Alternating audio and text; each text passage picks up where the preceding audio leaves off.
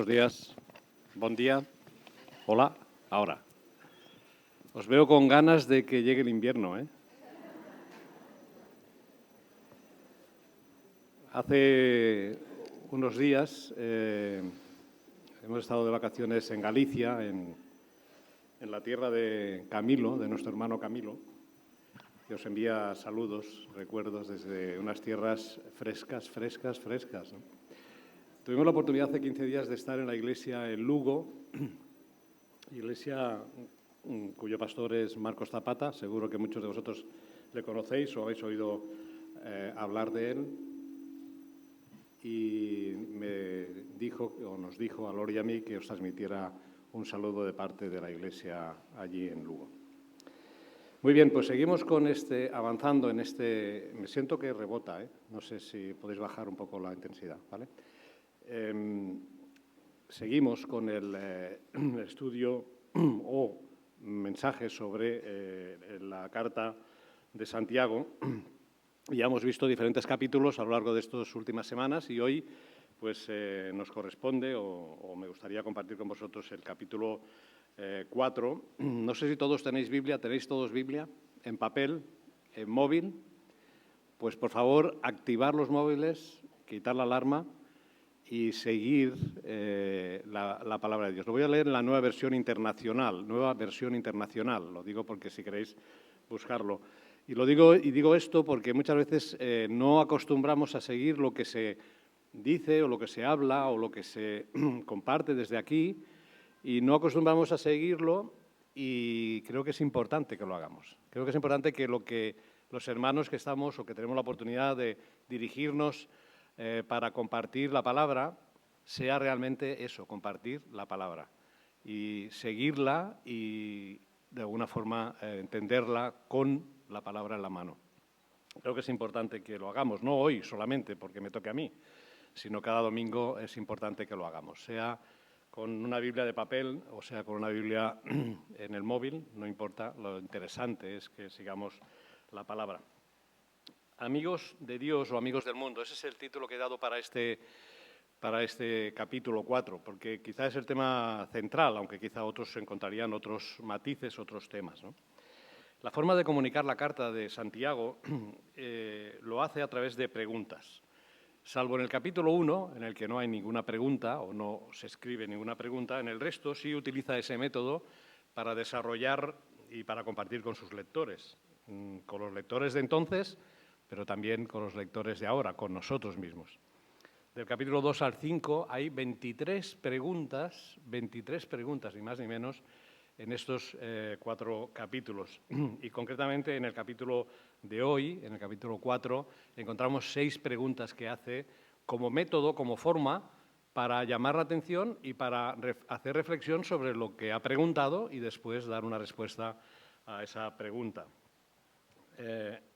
Recordamos, y eso es interesante, recordar que Santiago escribe a cristianos mayoritariamente de procedencia judía que estaban en la dispersión, que estaban fruto de la dispersión, fruto de la persecución que se llevó a cabo en Jerusalén.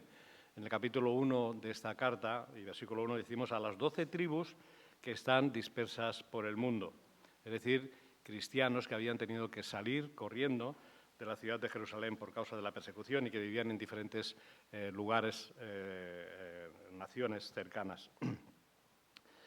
Ahora, los últimos versículos del capítulo 3 de Santiago nos habla de 2 clases de sabiduría, la sabiduría mundana y la que viene de Dios. Y lo digo porque eso nos va a introducir en lo que vemos en el capítulo 4. Y leemos en el capítulo 3, versículos 17 y 18, y lo leo, como os digo, la nueva versión internacional, dice: en cambio, la sabiduría que desciende del cielo es ante todo pura y además pacífica, bondadosa, dócil, llena de compasión y de buenos frutos, imparcial y sincera. En fin, o en resumen, el fruto de la justicia se siembra en paz para los que hacen la paz. Y hoy se nos ha exhortado y se nos ha recordado y se nos ha animado lo que significa vivir en paz o estar en paz. Qué contraste estos versículos que nos hablan justamente de cuál es el fruto de la justicia, nos hablan de paz, con el primer versículo del capítulo 4 que leemos a continuación. ¿de dónde surgen las guerras y los conflictos entre vosotros? ¿No es precisamente de pasiones que luchan dentro de vosotros mismos? Vuelvo a repetirlo. ¿De dónde surgen las guerras y los conflictos entre vosotros? ¿No es precisamente de pasiones que luchan dentro de vosotros mismos? No está hablando a líderes religiosos o líderes humanos, no está hablando a Trump, ni a Putin, ni a Netanyahu, ni está hablando a Jamenei, ni a otros líderes que generan y que producen y que tristemente están generando situaciones de conflicto y de guerra. Está hablando a cristianos que estaban en las iglesias, está hablando a personas como tú y yo que estamos en las iglesias. Y nos dice de dónde surgen las guerras y los conflictos entre vosotros. La Iglesia no está exenta de situaciones de conflicto, porque está formada por hombres y mujeres, eso sí, hombres y mujeres transformados, aunque en qué medida hemos sido transformados por la gracia de Dios. Pero el ADN, nuestra estructura humana, está formada o sigue siendo la misma. Por tanto, aún en las congregaciones cristianas se cuelan la falsa sabiduría, la sabiduría del mundo, los celos, las rivalidades. Se ha hablado de la lengua, se ha hablado de situaciones que se producen en la Iglesia. Como se habló semanas pasadas en cuanto a la lengua, la semana pasada concretamente Daniel, ¿verdad? Habla sobre la lengua y sobre lo que significa y lo que llega a producir o llega a manifestarse ese pequeño instrumento que tenemos en nuestro cuerpo. Ahora, ¿cuál es la causa de todos estos terribles, horribles pecados que se producen cuando hay conflicto, cuando hay guerra? A esto contesta Santiago y dice que todo esto procede de vuestras pasiones, que están en continuo pie de guerra dentro de vosotros mismos.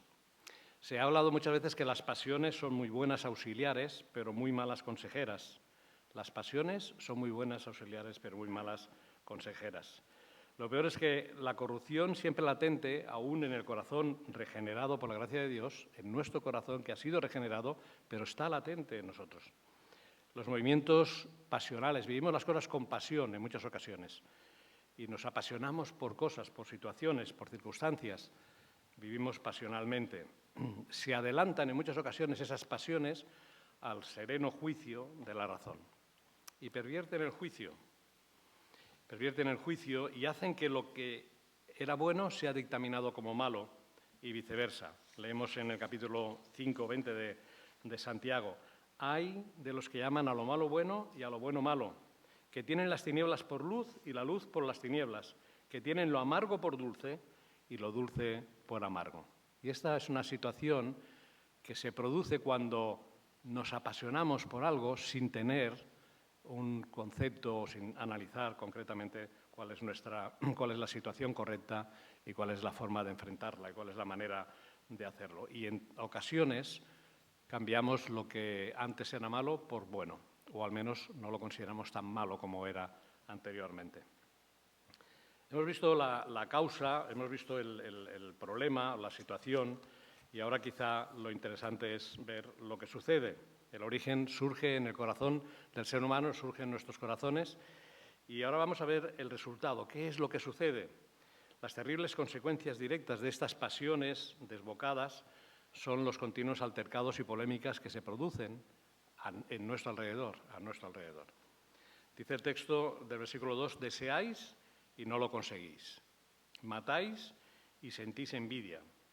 No podéis obtener lo que queréis. Reñís y os hacéis la guerra. No tenéis porque no pedís. Versículo 3. Y cuando pedís no recibís porque pedís con malas intenciones para satisfacer vuestras propias pasiones. En este texto concretamente estamos viendo y analizando o Santiago está describiendo situaciones que posiblemente había vivido, había producido. Me sorprendió cuando leí matáis y pensé, bueno, quizá es figurado, pero los manuscritos más antiguos con respecto a esta palabra es literalmente esa idea de matar. Es decir, podéis llegar a pensar, quizá no tanto en el homicidio físico, aunque también, pero podéis llegar a pensar en matar. Sentís envidia, no podéis obtener lo que queréis, reñís y os hacéis la guerra. Y eso está dirigido, guiado Eso está hablando acerca de las pasiones que se originan en el corazón del ser humano. Santiago dice que podíais tener lo que buenamente deseáis si en lugar de seguir el camino de las pasiones, de sentir ese abalanzarse sobre lo que realmente os apasiona, caminaseis sobre la senda de la oración. Dice el versículo 2 al final, no tenéis a causa de no pedir. Todas estas rivalidades cuya consecuencia lógica es la envidia que llega a ser una envidia mortal, son producto de la falsa sabiduría del hombre. Con la sabiduría verdadera, justamente lo contrario que hemos leído al final del capítulo 3, no suceden estas cosas, pues todos sus frutos son frutos de paz. Hemos leído al final del capítulo 3. Y esa sana sabiduría está al alcance de todo creyente, está al alcance de todas aquellas personas que hemos depositado nuestra fe y nuestra esperanza en el Señor. Dice en el capítulo 1, leíamos en el versículo 5, la expresión, si a alguno de vosotros le falta sabiduría, pídasela a Dios y Él se la dará, pues Dios da a todos generosamente sin menospreciar a nadie. Pidamos a Dios sabiduría para hacer las cosas. Pidamos a Dios sabiduría para guiarnos en el mundo en el que nos está tocando vivir. Sigue avanzando en el capítulo 4, versículo 2. No tienen porque no piden. Y ahora va a decirle que sus oraciones no son escuchadas. ¿Por qué? Porque piden con malas intenciones, porque piden con mala disposición, porque piden de mala manera. Qué interesante esta idea, ¿no? Qué interesante es pensar el por qué no se consiguen las cosas, porque el propósito que hay detrás no es tanto el conseguir el bien, no es tanto conseguir la paz, no es tanto conseguir lo que es bueno delante del Señor, no es tanto ser sabios para Él, sino más bien pensar en nuestra propia voluntad, en nuestro propio deseo, en nuestro propio criterio, en lo que nosotros queremos, en lo que nosotros deseamos y anhelamos. Cuando pedís, no lo recibís porque pedís por motivos bastardos, dice el texto en Nueva Versión Internacional, para gastar lo que conseguís en dar satisfacción a vuestras pasiones. Dios es un buen Padre, Dios es el mejor Padre. Y por eso no nos concede a menudo muchas cosas, puesto que Él sabe muy bien lo que no nos conviene. Nosotros pedimos muchas cosas y no recibimos, y Él sabe qué es lo que nos conviene. Igual que tampoco un padre humano le daría a su hijo pequeño de 2 o 3 años un cuchillo porque sabe las consecuencias que eso significa, que eso puede tener para él. Sabe el daño que puede hacerse con ello. Y aunque el muchacho, o el niño o la niña patalee y se disguste y llore y pida, el padre no le dará ese elemento porque sabe y conoce cuál es su situación. El Señor hace lo mismo con cada uno de nosotros. Muchas cosas que pedimos y que nos gustaría tener o pensamos que serían buenas, no las recibimos porque seguramente para Dios piensa y cree que eso no es lo correcto ni lo bueno para nosotros. Mateo 6, 33, leemos, más bien buscad primeramente el reino de Dios y su justicia y todas estas cosas os serán añadidas. ¿Cuál es el objetivo principal que encontramos en Mateo? Y Jesús estaba diciendo, compartiendo, buscad a Dios en primer lugar, pensad en Él, pensemos en Él. Ahora, como resumen a estos versículos primeros, ¿has vivido guerras o pleitos en tu entorno? ¿Estás viviendo guerras o pleitos en tu entorno? ¿Hemos vivido guerras o pleitos en la Iglesia? ¿Has experimentado esa sensación de pérdida por causa de esas situaciones que se han producido a nuestro alrededor, en nuestra propia Iglesia, en nuestra propia familia? Creo que todos y cada uno de los que estamos aquí hemos pasado por experiencias, situaciones de este índole. Todos hemos vivido experiencias que nos han frustrado, que nos han hecho daño, que nos han dolido, que nos han causado pérdida. Todos y cada uno de nosotros hemos vivido. ¿Por qué? Pues porque nuestro corazón no estaba en línea con lo que Dios dice. La descripción de Santiago dirigida a los cristianos de origen judío del primer siglo está tan lejos de nuestra propia experiencia personal. Es decir, este texto que está dirigido en primera persona a aquellos que recibieron la carta o escucharon de esa carta que estaban en la dispersión, ¿está tan lejos de nuestra realidad hoy en día? ¿Estamos tan alejados de estos problemas que se originan en nuestro corazón y de estas situaciones que se producen en nuestra familia, en nuestra iglesia? No, no estamos tan alejados. Yo diría que esta carta está dirigida también a nosotros hoy.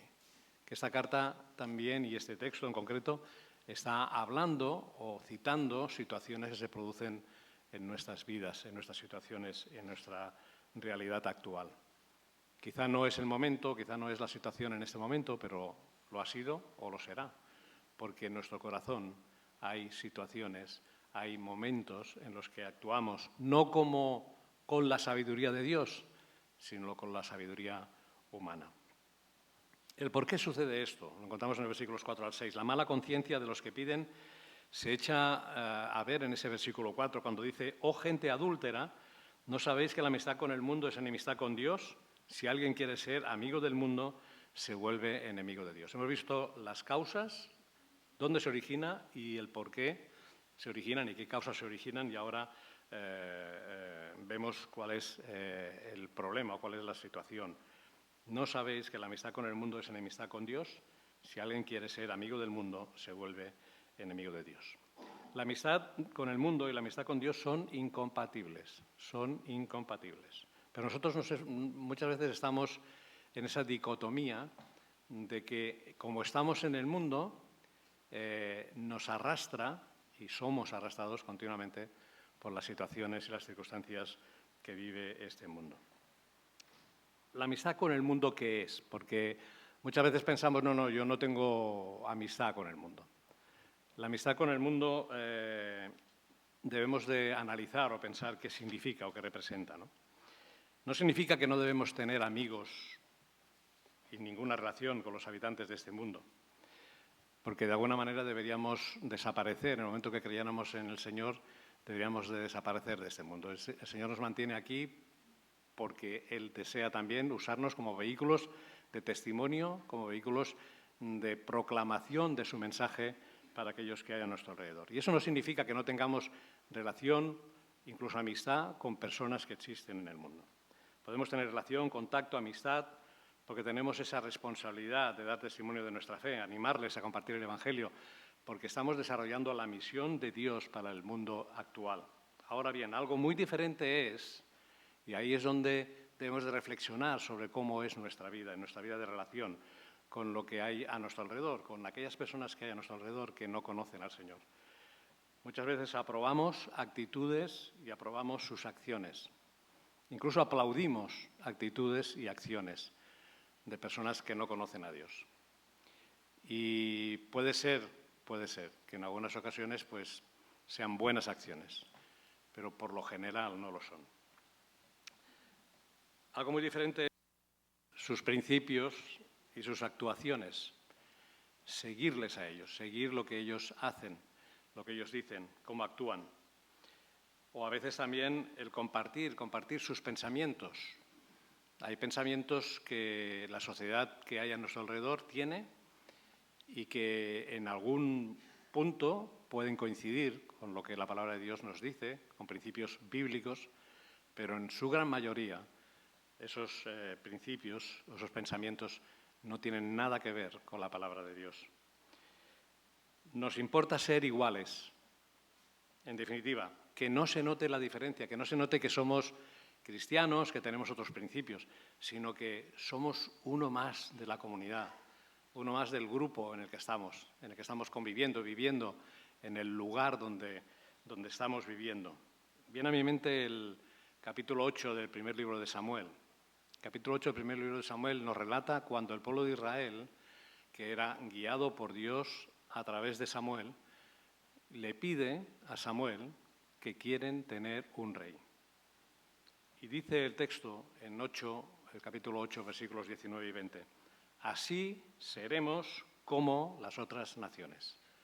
Así seremos como las otras naciones, iguales, sin diferencia, sin que se note que somos diferentes.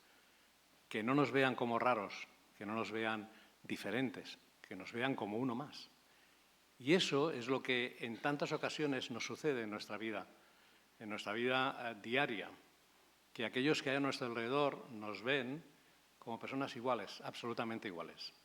Y además compartimos en muchas ocasiones aspectos que tienen que ver con la sociedad en la que nos movemos. Aspectos en muchas ocasiones contrarios a lo que la palabra de Dios dice. Y no somos a veces capaces de decir no es correcto delante de Dios, porque nos da vergüenza quizá, porque nos sentimos que nos apartaría de ese entorno en el que nos movemos, ese entorno favorable en el que consideramos que estamos bien recibidos.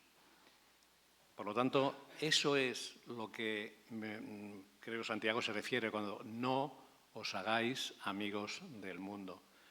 No participéis de las cosas del mundo. Algunos han llevado esto al extremo de no tener contacto con el mundo de ninguna de las maneras, incluso de no tener contacto ni con personas no creyentes. Bueno, eso es un error. O sea, algunos lo han llevado a ese extremo, pero eso no es lo que creo, entiendo que dice la palabra de Dios, sino que no seamos sometidos a los principios y a los deseos que este mundo tiene.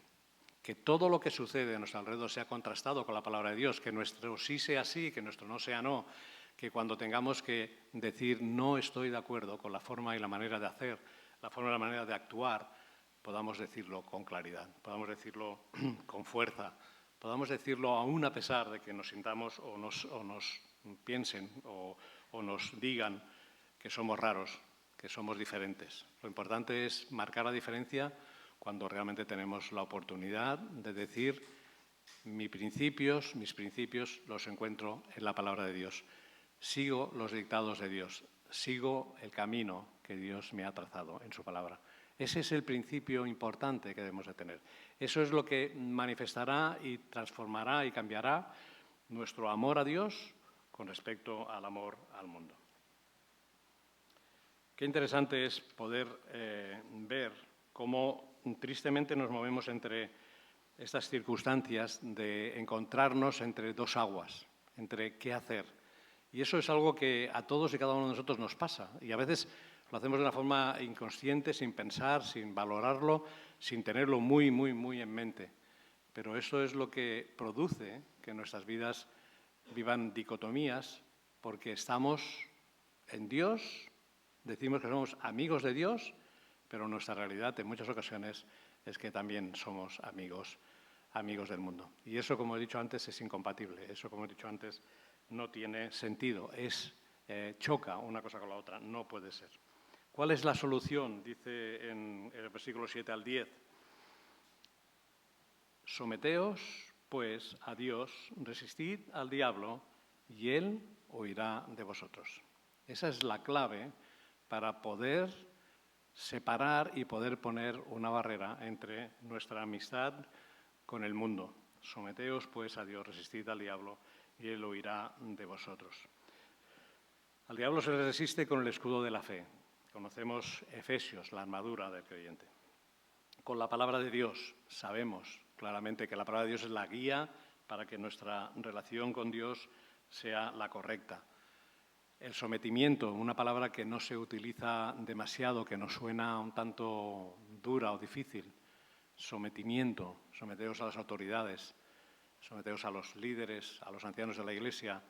Nos cuesta. ¿Por qué? Pues porque en la sociedad, justamente, se aboga por el no sometimiento.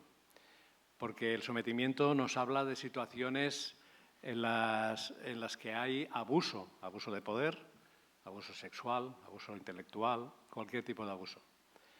Y en un sentido nos incorporamos ese principio de no someternos porque socialmente hablando hay esa idea de no sometimiento.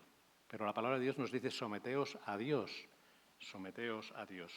resistid al diablo y él huirá de vosotros. Acercaos a Dios y él se acercará a vosotros. Y es una expresión que aparece o que seguramente se ha tomado, y Santiago la toma de Zacarías o Malaquías cuando dice volveos a mí y yo me volveré a vosotros. Esas palabras que Dios están escritas en la palabra, en Malaquías o en Zacarías, no van dirigidas a personas no cristianas, sino a creyentes que se han alejado de Dios, que han perdido o disminuido considerablemente la comunión con Dios. ¿No os ha pasado nunca que a veces hemos estado alejados o estamos alejados de Dios? ¿Cuántas veces no hemos vivido experiencias así? ¿Cuántas veces no nos hemos sentido alejados de Dios, apartados de Dios? ¿Cuántas veces no necesitamos volvernos a Dios, acercarnos a Él y decirle, Señor, quiero estar cerca de ti? Pero tan pronto hacemos esto, al poco tiempo volvemos a nuestro caminar, a nuestro hacer, a nuestra forma de funcionar más de acuerdo con los principios que encontramos en el mundo. Dice el texto, pecadores, limpiaos las manos, vosotros inconstantes, purificad vuestros corazones, reconoced vuestras miserias, llorad, lamentaos, que vuestra risa se convierta en llanto y vuestra alegría en tristeza. Y es una profunda reflexión personal sobre cómo y de qué forma estamos cuando nos alejamos de Dios, cuando nos pensamos que nuestros criterios, nuestros principios, o los principios que el mundo lleva a cabo o desarrolla o las acciones que ese mundo está llevando a cabo, nos sentimos cómodos con ellas o estamos tratando de parecernos a ellos porque no queremos ser diferentes, porque no queremos que nos señalen con el dedo, no queremos que nos digan raros, cuando lo importante o lo principal es que nos consideren diferentes, diferentes porque tenemos al Señor en nuestras vidas. Humillaos, dice el versículo 10, humillaos delante del Señor y Él os exaltará. Humillaos delante del Señor y Él os exaltará. Qué interesante, ¿no? Sabemos lo que debemos hacer. Sabemos que debemos de acercarnos al Señor. Sabemos que sin el Señor, sin estar cerca del Señor, nuestra vida pierde mucho sentido. El sentido que debiera de tener, un sentido de testimonio, un sentido de paz, un sentido de gozo, un sentido de alegría en nuestras vidas. Acercarnos a Dios, reconocer nuestra condición, nuestra miseria, humillarnos delante de Él. Pero a veces pensamos, ¿estamos dispuestos? ¿Estoy dispuesto? ¿Estás dispuesto a hacerlo? ¿Cuántas veces no estamos dispuestos? ¿Cuántas veces nos cuesta hacerlos? Eso va a representarnos sinceridad, renuncia, humillación delante de Dios. ¿Estás dispuesto? ¿Estamos dispuestos a dar ese paso para acercarnos a Dios, para ser realmente amigos de Dios en lugar de amigos del mundo? Dos características que se citan en este capítulo 4 que son interesantes también y que nos ayudan también a entender cuál es nuestra actitud, ¿no?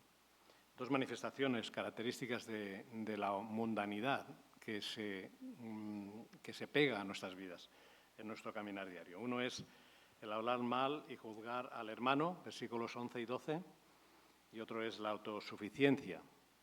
Y en el capítulo siguiente, a quien le toca el capítulo siguiente, seguramente os hablará de otras más, la explotación de los pobres, la impaciencia, los juramentos sin necesidad, que eso lo encontramos en el capítulo 5, pero en concreto en este capítulo 4 encontramos estas dos, hablar mal y juzgar al hermano.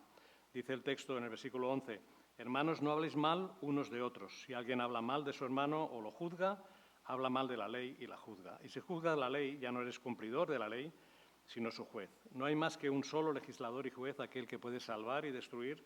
Tú, en cambio, ¿quién eres para juzgar a tu prójimo? ¿Quién eres para juzgar a tu prójimo? ¿Cuántas veces no he juzgado a otros? ¿Cuántas veces no hemos juzgado a otros, a hermanos nuestros? Parece que es nuestro deporte nacional, ¿no? Parece que hablar mal o juzgar a los hermanos es algo que forma parte de nuestro, tristemente, de nuestro ADN también, ¿no? La difamación, difamar a otros, hablar mal de otros. Bueno, esa es una característica del ser humano. Es una característica que, desgraciadamente, llevamos en nuestro interior.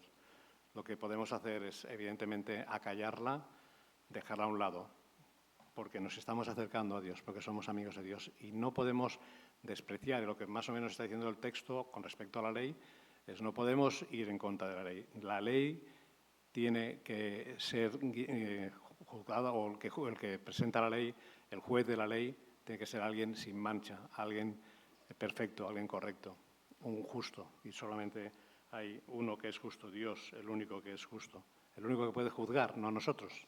Pero en cambio lo hacemos desgraciadamente continuamente. Cuidado, cuidado, es una advertencia a tener en cuenta. Cuidado con juzgar a nuestro hermano, a nuestra hermana. Cuidado con hacerlo. No lo hagamos, porque esa es una característica de que nuestro corazón sigue teniendo apego a las cosas de este mundo. Sigue amando a este mundo. y no tanto a Dios. La autosuficiencia, otros versículos del 13 en adelante, leemos así el versículo 13. Ahora escuchad esto, vosotros que decís, hoy o mañana iremos a tal o cual ciudad, pasaremos allí un año, haremos negocio, ganaremos dinero, y esto que ni siquiera sabéis qué sucederá mañana. ¿Qué es vuestra vida? ¿Sois como la niebla que aparece por un momento y luego se desvanece? Más bien deberíais decir, si el Señor quiere, viviremos y haremos esto o aquello. Pero ahora os captáis en vuestras fanfarronerías, toda esta jactancia es mala. Y eso sin duda nos habla de autosuficiencia. Decidimos lo que queremos hacer, decidimos lo que haremos mañana.